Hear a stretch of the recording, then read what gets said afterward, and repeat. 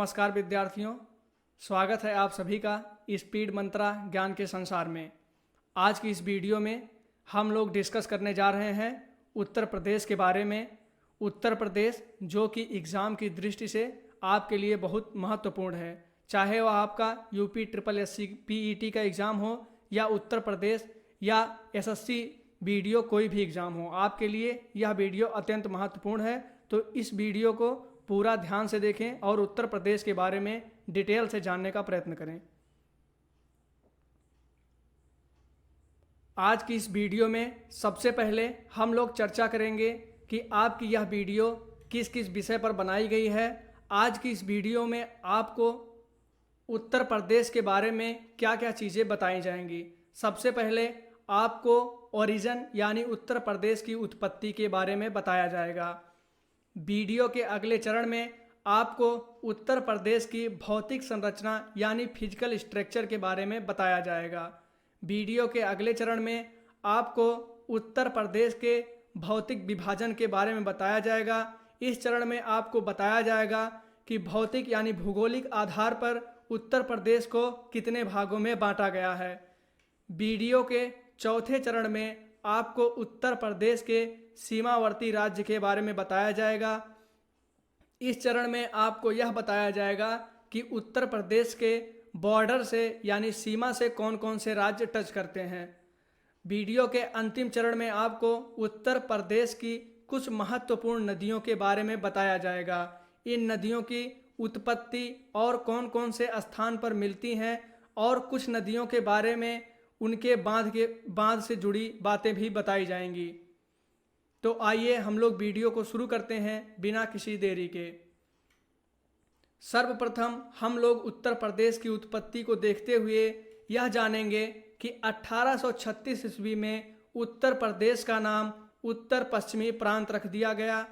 उसी समय उत्तर प्रदेश की राजधानी इलाहाबाद से आगरा कर दी गई।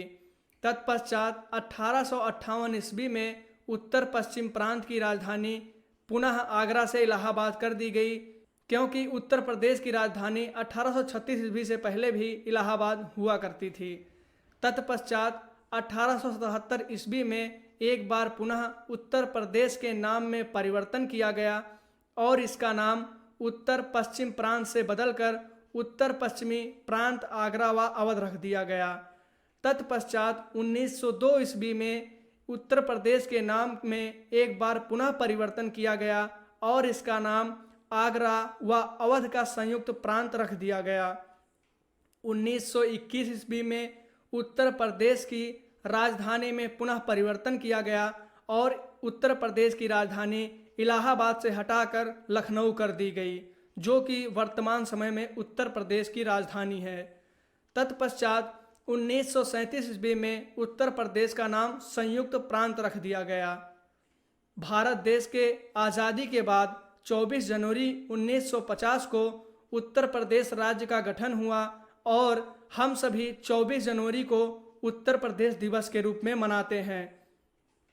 1 नवंबर 1956 को उत्तर प्रदेश का पुनर्गठन हुआ और उत्तर प्रदेश का पड़ोसी राज्य मध्य प्रदेश उसी समय अस्तित्व में आया। 9 नवंबर 2000 को उत्तर प्रदेश के 13 जिलों को काटकर एक नया राज्य उत्तराखंड बना दिया गया। वीडियो के अगले चरण में हम लोग जानेंगे उत्तर प्रदेश की भौतिक संरचना के बारे में और इसी वीडियो में हम देखेंगे कि उत्तर प्रदेश के सीमावर्ती जिले कौन कौन से हैं और हम यह भी जानेंगे कि उत्तर प्रदेश के सबसे पूर्वी, पश्चिमी, उत्तर और दक्षिण में कौन से जिले स्थित हैं। अगर हम बात करें उत्तर प्रदेश के सबसे उत्तरी जिले की, तो उत्तर प्रदेश का सबसे उत्तरी जिला सहारनपुर है। सहारनपुर जिला आपके उत्तर प्रदेश के मैप में यहाँ पे दिखाई देता है।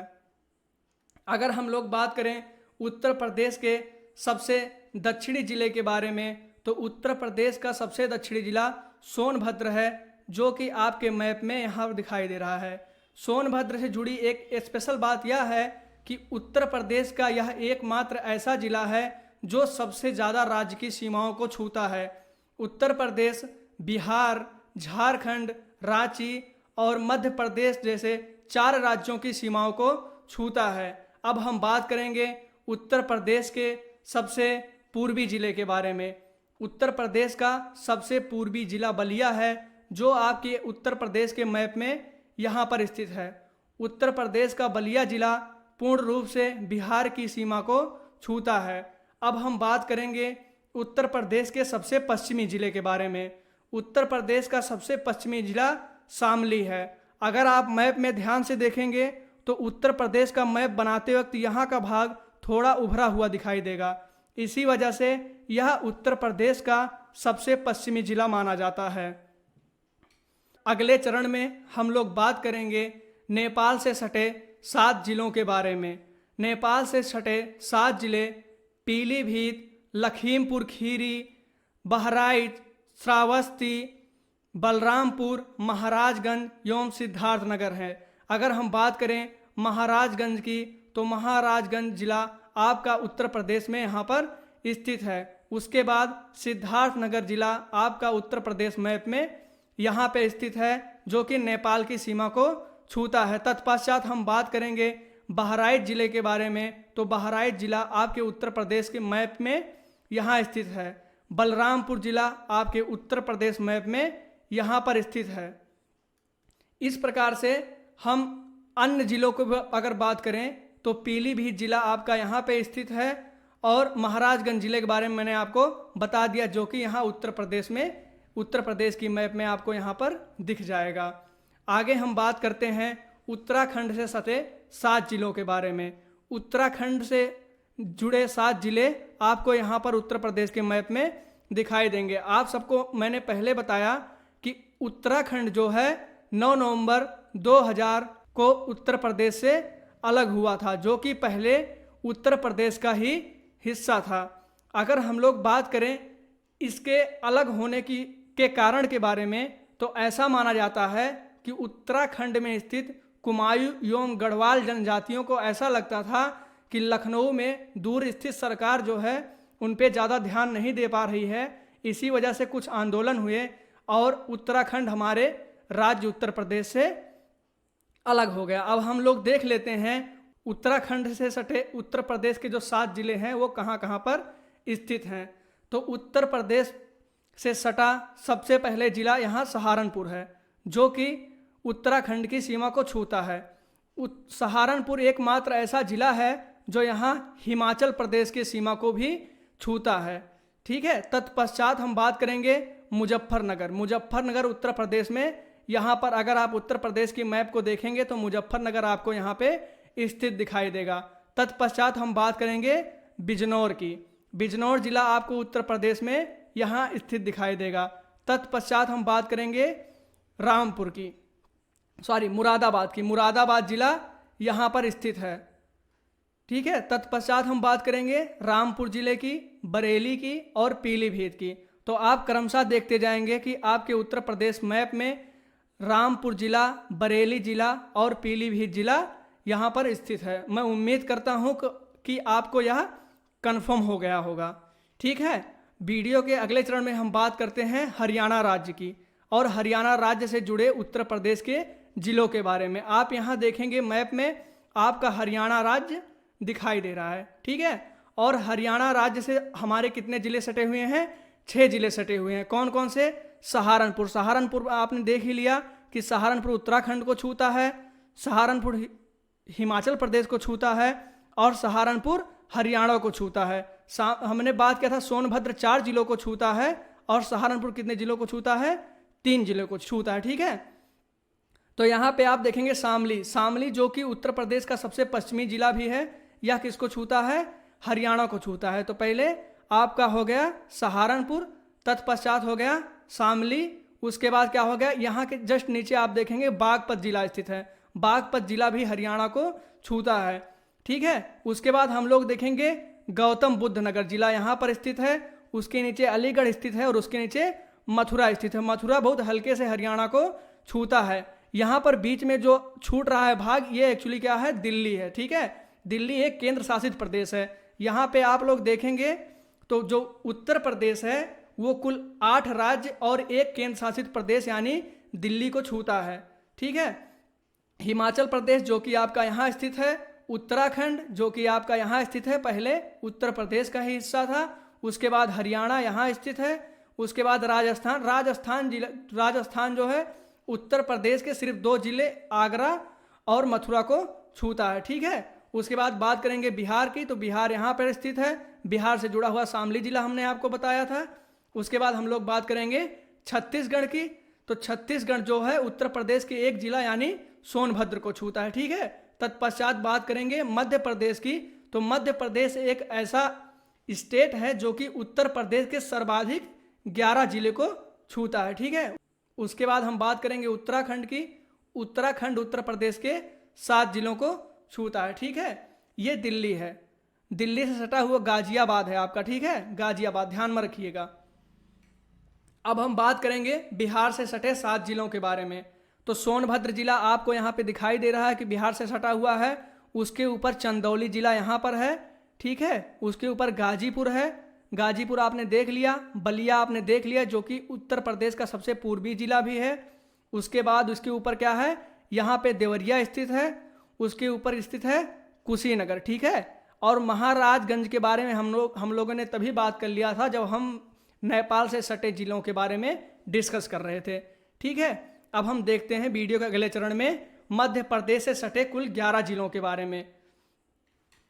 अब मध्य प्रदेश से सटा 11 जिला इस प्रकार है कि यहाँ पे आप देखेंगे कि थोड़ा सा हिस्सा जो है आगरा का मध्य प्रदेश को टच करता है, ठीक है। आगरा से सटा हुआ जिला कौन सा है, इटावा। आप हम लोग क्रम से देखते जाएंगे ताकि हमको याद भी हो जाए। आगरा से सटा हुआ जिला कौन सा है, इटावा है। इटावा जिला भी किसको छूता है, मध्य प्रदेश को छूता है। उसके बाद हम लोग यहाँ पे देखेंगे झांसी जिला है, नीचे आपका ये ललितपुर जिला है। ललितपुर जिला का अगर हम ऊपर उत्तर प्रदेश से देखेंगे तो पूरा ढका हुआ किसके नीचे, झांसी के नीचे ढका हुआ है, ठीक है। झांसी जो है छूता है मध्य प्रदेश को, और आपका ललितपुर जिला भी मध्य प्रदेश को छूता है। उसके बाद यहाँ पे बगल में आपको महोबा जिला मिल जाएगा, ठीक है। उसके बगल में बांदा जिला मिल जाएगा, यहाँ पर आपको चित्रकूट मिल जाएगा। चित्रकूट भारत का एक धार्मिक स्थल भी है, ऐसा माना जाता है कि यह श्रवण कुमार से जुड़ा हुआ है, ठीक है। उसके बाद हम बात करेंगे प्रयागराज की, तो प्रयागराज भी वह जिला है जो मध्य प्रदेश को छूता है। और प्रयागराज के बारे में आप सभी को जानकारी होगी, यहाँ पर संगम मेला लगता है, ठीक है, जो कि आपके परीक्षा की दृष्टि से बहुत महत्वपूर्ण है। प्रयागराज के बाद हम लोग बात करेंगे सोनभद्र की, तो सोनभद्र जिला आप ध्यान दीजिएगा, सोनभद्र जिला आपका यहाँ पर स्थित है, ठीक है। अब हम लोग बात करेंगे मिर्जापुर की, तो मिर्जापुर जिला यहाँ पर स्थित है, ठीक है। मिर्जापुर जिला जो है आपका यहाँ पर स्थित है। मिर्जापुर से जुड़ी हुई एक खास बात यह है कि आप लोगों को याद होगा कभी हाल ही में एक मूवी आई थी, उसमें मिर्जापुर का बहुत ज़्यादा जिक्र हुआ था। तो अगर आप वो चीज़ याद रखेंगे तो आपको याद करने में आसानी होगी कि यह जो है सहारनपुर से सटा हुआ है और मध्य प्रदेश का छूने वाला जिला है, ठीक है। वीडियो के अगले चरण में हम लोग बात करेंगे उत्तर प्रदेश के भौतिक विभाजन के बारे में। तो हम सबसे पहले देख लेते हैं उत्तर प्रदेश का क्षेत्रफल कितना है, 2,40,928 वर्ग किलोमीटर।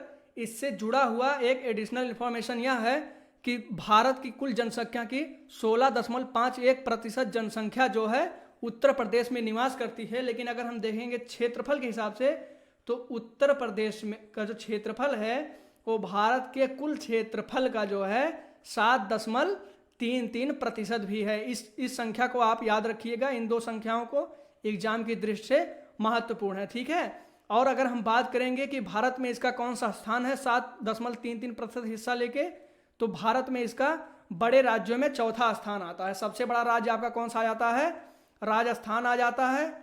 उसके बाद कौन सा आ जाता है, मध्य प्रदेश आ जाता है। उसके बाद आपका महाराष्ट्र आ जाता है, ठीक है। और चौथे नंबर पे हमारा उत्तर प्रदेश आता है, ठीक है।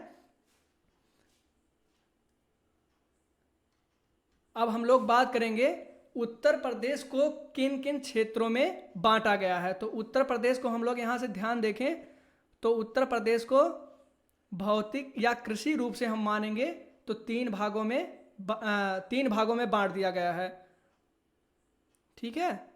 मैं 3 भाग इसलिए कह रहा हूं क्योंकि जो तराई क्षेत्र है उसको हम जो भाभर क्षेत्र के नीचे का ही हिस्सा मान लेते हैं, ठीक है। मैदानी भाग को हम अलग से पढ़ लेते हैं, ठीक है। उसके बाद ये पठारी भाग को हम ये जो आप यहाँ से हिस्सा देख रहे हैं ये नीचे उत्तर प्रदेश का कौन सा भाग है? पठारी भाग है। तो चलिए हम सबसे पहले देख लेते हैं कि उत्तर प्रदेश का भाभर हिस्सा कौन सा है। ठीक है, तो उत्तर प्रदेश का जो भाभर हिस्सा, यहाँ पर बड़ी बड़ी चट्टानें पाई जाती हैं। ठीक है, क्योंकि आप यहाँ पे देखेंगे नेपाल से जुड़ा हुआ है और अधिकतर भाग जो है उत्तराखंड से जुड़ा हुआ है। उत्तराखंड भी पहाड़ी क्षेत्र है, तो यहाँ पे अधिकतर पहाड़ियाँ पाई जाती हैं और उत्तर प्रदेश में नदियाँ विलुप्त और प्रवेश जो करती हैं, सब मिला के आप जानेंगे तो आपको भाभर क्षेत्र से ही प्रवेश करती हैं। ठीक है, उत्तर प्रदेश में नदियाँ भाभर क्षेत्र से ही प्रवेश करती हैं, क्योंकि यहाँ यही पहाड़ियाँ हैं जो उत्तर प्रदेश में भाभर नाम से जानी जाती हैं। ठीक है, यहाँ पे नदियाँ विलुप्त भी हो जाती हैं, क्योंकि आप जानेंगे कि पहाड़ियों में जो छोटे छोटे पत्थर होते हैं उनके बीच में ही नदियाँ विलुप्त होती हैं। ठीक है, तो आप इस बात को याद रखिएगा कि अगर हम लोग देखेंगे उत्तर प्रदेश का सबसे उत्तरी भाग जो है वो कौन सा है? भाभर है। और भाभर के एकदम तुरंत नीचे आप देखेंगे तो जो नमी वाला हिस्सा पाया जाएगा भाभर क्षेत्र का। ठीक है, ये नमी वाला जो हिस्सा पाया जाएगा, ये किस नाम से हम लोग जानते हैं? इसको तराई क्षेत्र नाम से जानते हैं। ठीक है, किस नाम से जानते हैं? तराई क्षेत्र नाम से जानते हैं। इस बात को ध्यान में रखिएगा कि भाभर के जस्ट नीचे जो हिस्सा पाया जाएगा नमी वाला भाग, वो क्या होगा? तराई होगा। ठीक है, अब हम लोग बात कर लेते हैं मैदानी भाग की। ठीक है, मैदानी भाग में आप यहाँ पे देखेंगे तो एक गंगा नदी, जो कि बहुत लोकप्रिय नदी है भारत की और राष्ट्रीय नदी भी है, वो आपकी इसी से यहाँ प्रवेश करती है। कौन से करेगी? कौन से भाग से? भाभर से। ठीक है, और यहीं से प्रवेश करेगी। ठीक है, और भाभर से ही होते हुए आपकी देखेंगे यमुना नदी यहाँ पे जाके फिर यहाँ ऐसे आती है और इलाहाबाद में आपकी यमुना नदी मिलती है। ठीक है, ये यमुना नदी जो है आपकी गंगा की सबसे बड़ी सहायक नदी मानी जाती है। तो हम दोनों नदियों की बात इसलिए कर रहे हैं क्योंकि जो आपका मैदानी भाग है, ये हिस्सा जो है, ये जो पूरा हिस्सा है आपका, ये गंगा और यमुना के दोआब नाम से भी जाना जाता है। ठीक है, अब हम बात करते हैं उत्तर प्रदेश के सबसे निचले हिस्से यानी पठारी भाग की। तो जो ये उत्तर प्रदेश का पठारी भाग है, ये वास्तविकता में अगर देखा जाए तो ये उत्तर प्रदेश का सबसे निचला हिस्सा होने के साथ साथ मध्य प्रदेश के जो पर्वत हैं उन्हीं का हिस्सा माना जाता है। यानी कि हम लोग कह सकते हैं कि यह जो आपका उत्तर प्रदेश का हिस्सा है, यह पठारी भाग का ही हिस्सा है। ठीक है, जो हम लोग मानते हैं प्रायद्वीपीय भारत जिसे। ठीक, प्रायद्वीपीय भारत आप जानते होंगे, इस हिस्से को क्या माना जाता है? प्रायद्वीपीय भारत उसी का हिस्सा है, इसलिए यहाँ पर पहाड़ियाँ पाई जाती हैं। और यहाँ पे जो पहाड़ियाँ पाई जाती हैं उनका सबसे जो औसतन ऊंचाई है, औसतन ऊंचाई आप समझ सकते हैं, कोई पहाड़ी इतनी ऐसे ऊंची नीची होती हैं पहाड़ियाँ, तो इनका जो हम एक एवरेज ऊंचाई ले लेते हैं वो आपकी कितनी है? 300 मीटर है। ठीक है, कितनी है? 300 मीटर। इस बात को, इस संख्या को भी याद रखिएगा, 300 मीटर है। ठीक है, अब वीडियो के अगले चरण में हम लोग बात करेंगे उत्तर प्रदेश में महत्वपूर्ण नदियों का, जो कि आपके इस वीडियो का सबसे अंतिम और एक महत्वपूर्ण हिस्सा कहा जाएगा। ठीक है, इसमें हम देखेंगे कि उत्तर प्रदेश में जो नदियां प्रवेश करती हैं वह कहां कहां से प्रवेश करती हैं और कौन सी प्रमुख नदी है। तो सबसे पहले आप यहाँ नोट में देख लीजिए, एक बात लिखी गई है कि गंगा नदी को नवंबर 2008 में राष्ट्रीय नदी घोषित कर दिया गया। उद्गम स्थल पर गंगा का नाम भागीरथी है। इस पर एक ये सेपरेट टॉपिक है। ठीक है, पंचप्रयाग वाला आप लोग शायद जानते होंगे।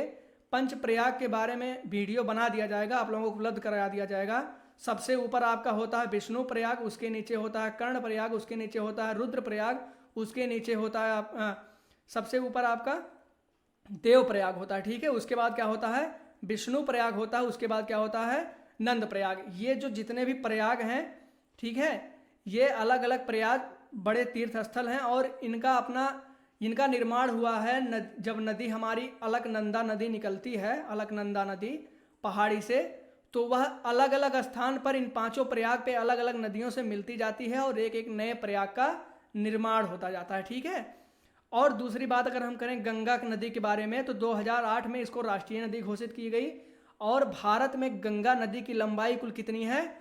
2525 किलोमीटर। ठीक है, 2525 किलोमीटर।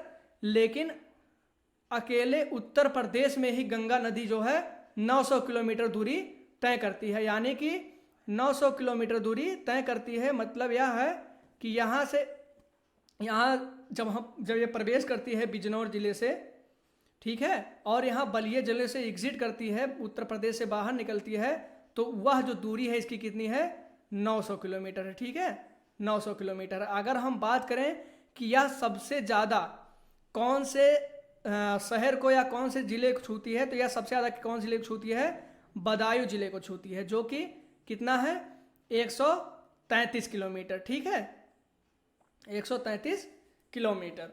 अब हम जान लेते हैं और सभी नदियों के बारे में। चलिए अब हम एक बार देख लेते हैं कि हिमालय से कौन कौन नदियां निकलती हैं। ठीक है, क्योंकि अगर उत्तर प्रदेश को 3 भागों में बांटा गया है, जैसे आपने पहले पढ़ा, पठारी भाग, ठीक है, सबसे पहले आपका कौन सा था, सबसे पहले आपका भाबर क्षेत्र था, ठीक है, उसके बाद कौन सा था, तराई था, उसके बाद क्या था, मैदानी था, उसके बाद क्या था, पठारी था। तो तराई क्षेत्र तो मैंने बता ही दिया कि यह वह स्थान है, इसका विशेष महत्व इसलिए नहीं माना जाता है, मतलब आपके एग्जाम की दृष्टि से मैं बता रहा हूँ। वैसे तो महत्व है, अगर हम विस्तृत चर्चा करेंगे उत्तर प्रदेश पे तो इसका भी बहुत सारा महत्व है, लेकिन इस वीडियो में हम आपको बताएं कि अभी इस वीडियो में इस पर ज़्यादा चर्चा इसलिए नहीं की जा रही क्योंकि यह एक नीचे का हिस्सा मान लिया गया किसके, भाबर क्षेत्र के। ठीक है, इसलिए इस पर ज़्यादा चर्चा नहीं करेंगे।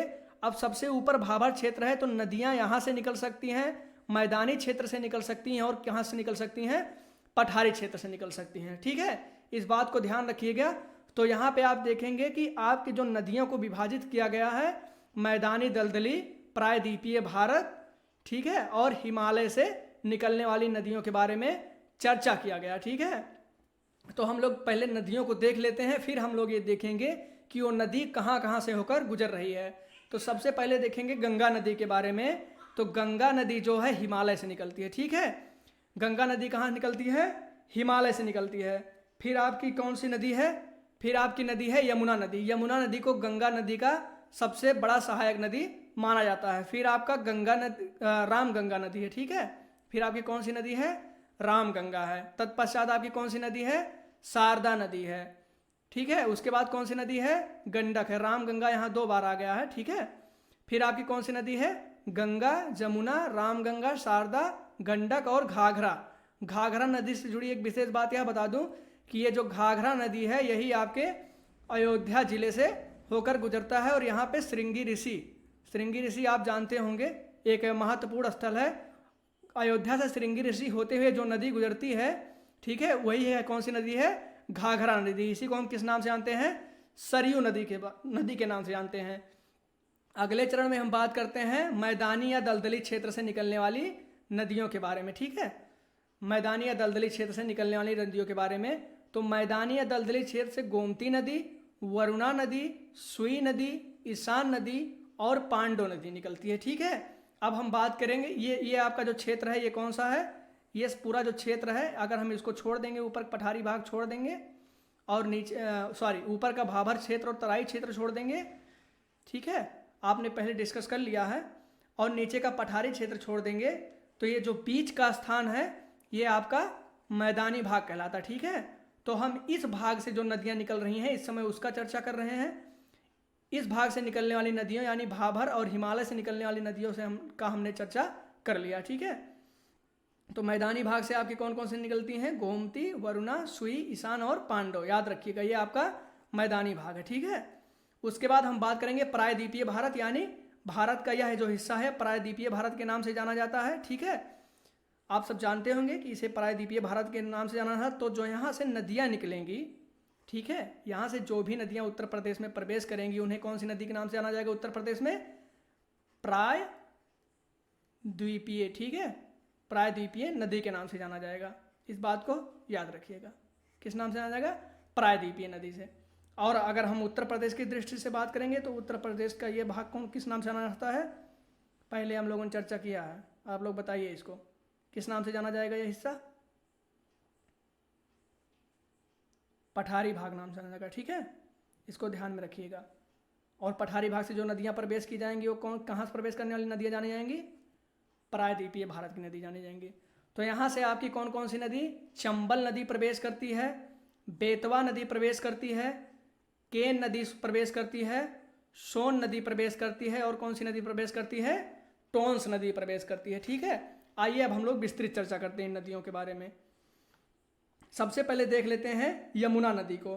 तो जो आपकी यमुना नदी है ये उत्तर प्रदेश में यहाँ से प्रवेश करती है, यानी कि ये कौन सा भाग हमने बताया था, सोनभद्र जिले से प्रवेश करती है। ठीक है, कहाँ से प्रवेश करती है, सोनभद्र जिले से प्रवेश करती है। यहाँ से प्रवेश करके ये कहाँ पे आती है, आपकी आगरा में। ठीक, गौतम बुद्ध नगर होते हुए। ठीक,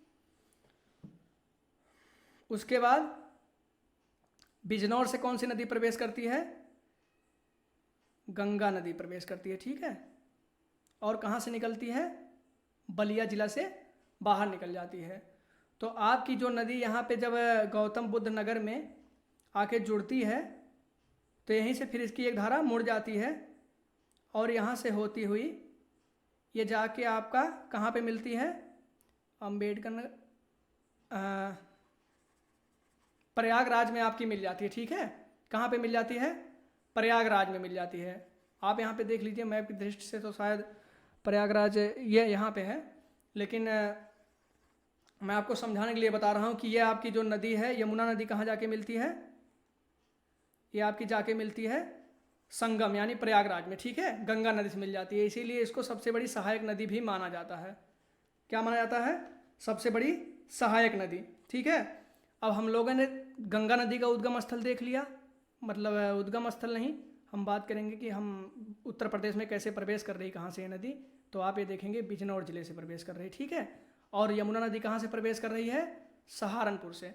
गंगा नदी के बारे में एक बात आपको बता दूं कि जब पहाड़ियों से मैदानी क्षेत्र में आती है गंगा नदी तो सबसे पहला हिस्सा कौन सा पड़ता है, सबसे पहला हम लोग हरिद्वार नाम जानते होंगे। हरिद्वार ही वह स्थान है जहाँ से गंगा नदी मैदानी भाग में प्रवेश करती है। ठीक है, इस बात को ध्यान रखिएगा, गंगा नदी मैदानी भाग में कहाँ से प्रवेश करती है, हरिद्वार में प्रवेश करती है, और उत्तर प्रदेश में कहाँ से प्रवेश करती है, बिजनौर जिले से करती है। ठीक है, ये दो चीज़ आप याद रखिएगा।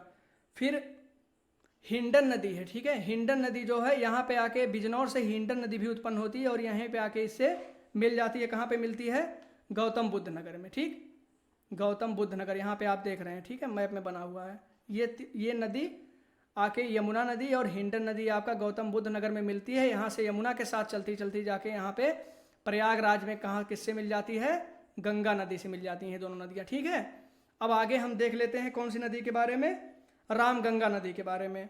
तो रामगंगा नदी, आपका रामगंगा नदी भी कहाँ से उत्पन्न होती है, बिजनौर से उत्पन्न होती है और ये जाके हरदोई जिले में मिलती है। ठीक है, हरदोई जिले में जाके मिलती है और हरदोई जिले में ही आपकी गंगा नदी से ये जाके यहाँ पे मिल जाती है। फिर उसके बाद हम बात करें शारदा, घाघरा, गोमती, टोंस, सोन, इन सब नदियों की, तो हम सबसे पहले देखेंगे, नीचे से देखते चलेंगे चंबल नदी को। ठीक है, चंबल नदी यहाँ से, ठीक है, चंबल नदी आपके इटावा जिले में जाके मिलती है। ठीक है, किससे मिलेगी चंबल नदी, यमुना नदी से जाके मिलेगी। ठीक है, चंबल नदी यमुना नदी से कहाँ जाके मिलेगी, इटावा में मिलेगी। ठीक है, उसके बाद बेतवा नदी है। ठीक है, बेतवा नदी आपकी यमुना नदी से हमीरपुर में जाके मिलती है। कहाँ जाके मिलती है, हमीरपुर में।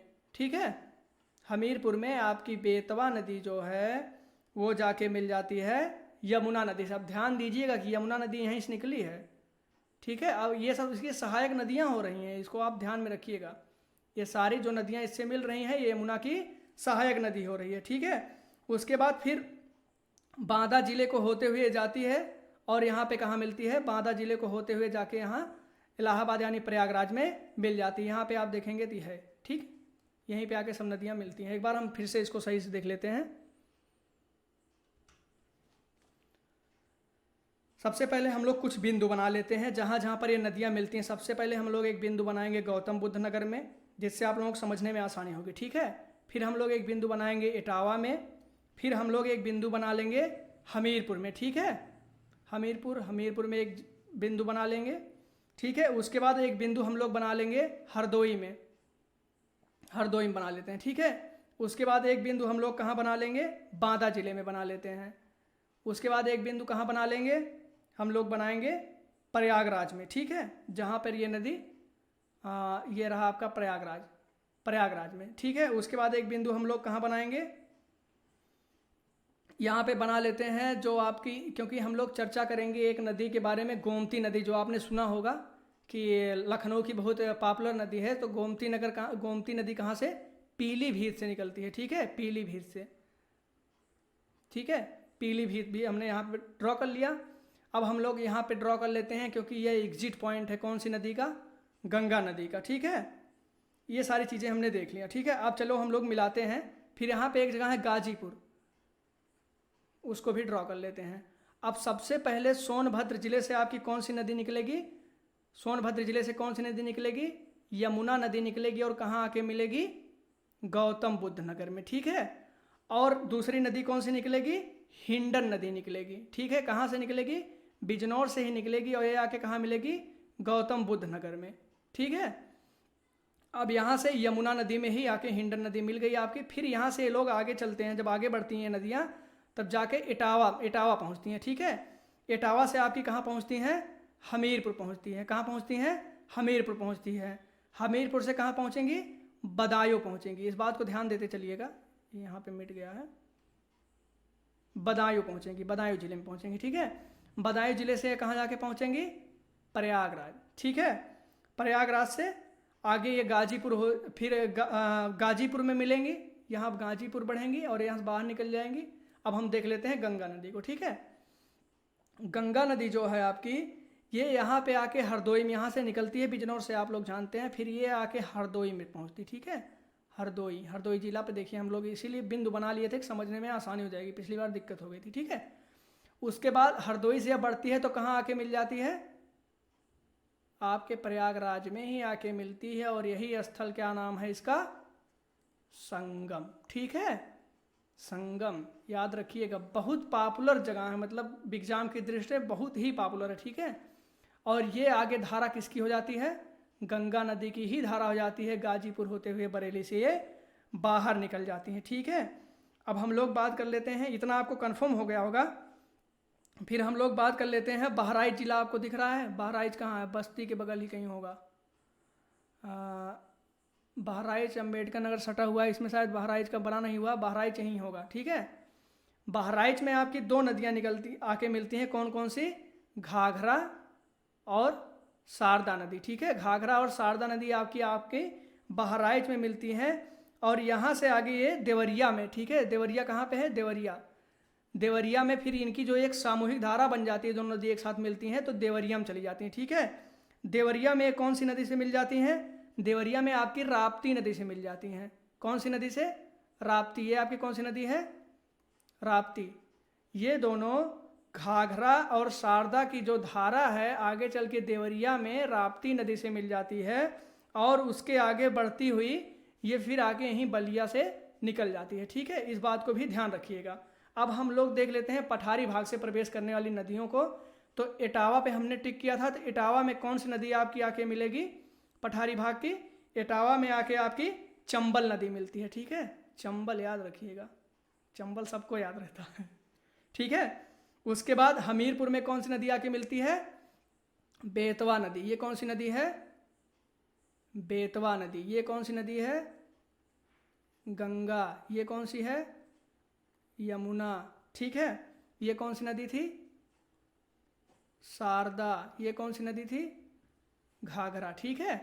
ये सारी चीज़ें आप ध्यान दीजिएगा। ये आगे तो गंगा है ही, आपको पता ही है, गंगा। एक बार आप लोग रिवीजन इसको करते चलिए, ठीक है। उसके बाद हम लोग बात कर लेते हैं टोंस नदी की। टोंस नदी यहीं पे आके मिल जाती है, टोंस नदी, ठीक है। ये स्थान कौन सा है, सिरसा एक स्थान है, यहाँ पे आके टोंस नदी जो कि प्रायद्वीपीय भारत से ही निकलती है, ठीक है। उसके बाद हम लोग देख लेते हैं कौन सी नदी के बारे में, सोन नदी के बारे में। सोन नदी जो है यहाँ से प्रवेश करके सोनभद्र से होते हुए बाहर चली जाती है, ठीक। सोन नदी का जिक्र इसलिए हुआ क्योंकि यहाँ पर एक बहुत ही पॉपुलर, बहुत ही लोकप्रिय आपका बांध है। उस बांध का नाम क्या है, रिहांद बांध, ठीक है, रिहांद बांध। ये सारी चीज़ें आप याद रखिएगा कि ये आप देख लेते हैं एक बार, सहारनपुर से कौन सी नदी प्रवेश की, यमुना नदी प्रवेश की। फिर यहाँ से कौन नदी बिजनौर से ही प्रवेश की? हिंडन नदी प्रवेश की, और यहाँ पे आके गौतम बुद्ध नगर में दोनों मिली, एक सामूहिक धारा बनाई। और इटावा, ठीक है, इटावा के आगे हमीरपुर होती हुई, बदायूं जिला होती हुई आके आपकी यहाँ पे किस नदी से मिल जाती है? प्रयागराज में आपकी ये गंगा नदी से आके मिल जाती है। इस बात को याद रखिएगा। गंगा नदी भी देखिए ध्यान से। ये जो आपका जिला है यहाँ पे देखिए लिखा हुआ है, कौन सा जिला है? बदायूं। तो बदायूं से कौन कौन नदी निकल रही है? बदायूं से आपकी गंगा नदी निकल रही है और हिंडन नदी निकल रही है, ठीक है। और यहाँ से कौन सी नदी निकल रही है? यमुना। आगे चल के तीनों, यमुना की धारा ये है, ये आगे चलते हुए इलाहाबाद में आके मिल जाती हैं, ठीक है। और ये गंगा नदी की धारा बनाती हैं जो कि बलिया से एग्जिट कर जाता है। इतना बात आपको याद रखना है, ठीक है। और वैसे तो अगर आप ज़्यादा देखेंगे तो आपके लिए बस इतना ही महत्वपूर्ण है, इसको ध्यान से देख लीजिएगा कि कौन कौन सी ऐसी नदी है जो हिमालयी भाग से निकलती है, कौन सी नदी मैदानी भाग से निकलती है, कौन सी नदी प्रायद्वीपीय भाग से निकलती है। और ये मैं कहूँगा मोस्ट इंपॉर्टेंट है, याद रखिएगा, 2525 किलोमीटर, ठीक है। उत्तर प्रदेश में 900 किलोमीटर और बदायूं जिले से में 133 किलोमीटर। ये डेटा आप याद रखिएगा, ठीक है। गंगा नदी से जुड़ा हुआ ये डेटा है, ठीक है। और आगे हम लोग बात कर लेते हैं, हाँ अभी आपसे बात कर लेंगे 2 एक्सप्रेस वे के बारे में। क्या है? एक्सप्रेस वे, इसको साथ में ही याद करा देंगे तो ज़्यादा अच्छा रहेगा। एक्सप्रेस वे, अब हम बात करेंगे गंगा एक्सप्रेस वे और यमुना एक्सप्रेस वे, ठीक है। अभी देखिए बहुत आसानी से आपको याद हो जाएगा, गंगा एक्सप्रेस वे और यमुना एक्सप्रेस वे। गंगा यमुना दोनों एक्सप्रेस वे जो है, इसकी शुरुआत कहाँ से होती है? गंगा एक्सप्रेस वे भी नोएडा से चलता है, ठीक है, और यमुना एक्सप्रेस वे नोएडा से चलता है। गंगा एक्सप्रेस वे गंगा नदी के साथ साथ आप यहाँ फॉलो करेंगे तो अगर गाजीपुर में जाके मिलता है, नोएडा से कहाँ जाके मिलता है? नोएडा यानी गौतम बुद्ध नगर, ठीक, गाजीपुर, ठीक है। और जो आपकी दूसरा एक्सप्रेस वे है, गंगा कहाँ गई? गंगा गई गाजीपुर, कहाँ से निकली? नोएडा से, ठीक है। और दूसरी जो आपकी एक्सप्रेस वे है, कौन सा? यमुना एक्सप्रेस वे, ये नोएडा से निकली और कहाँ पहुँच गई? आगरा पहुँच गई, ठीक है, आगरा पहुँच गई। यहाँ देखिए, अब यहाँ यमुना के साथ साथ ही चल रही हैं, इसीलिए कहीं कहीं हो सकता है इसका नाम यमुना एक्सप्रेस वे रखा गया, ठीक है। अब याद रखिएगा, गंगा नदी के साथ साथ चली और यहाँ पे आके बलिया जिले से बाहर हुई गंगा एक्सप्रेस वे, गंगा के साथ चली गंगा एक्सप्रेस वे, और यमुना एक्सप्रेस वे दोनों नोएडा से ही शुरू हुई, एक चली गई बलिया और दूसरी चली गई आगरा। तो ये 2 महत्वपूर्ण चीज़ें जो हैं याद रखिएगा। और एक एडिशनल इन्फॉर्मेशन है, इन दोनों सड़क जो है एक्सप्रेस वे है, इनको किसने बनाया था? जेपी ग्रुप ने बनाया था, ठीक है। ये चीज़ याद रखिएगा। तो मुझे लगता है कि आज आपके लिए ये पर्याप्त हो गया है, इतना चीज़ें याद रखिएगा, ठीक है। बस इसी के साथ ये वीडियो समाप्त होती है, ठीक है। धन्यवाद।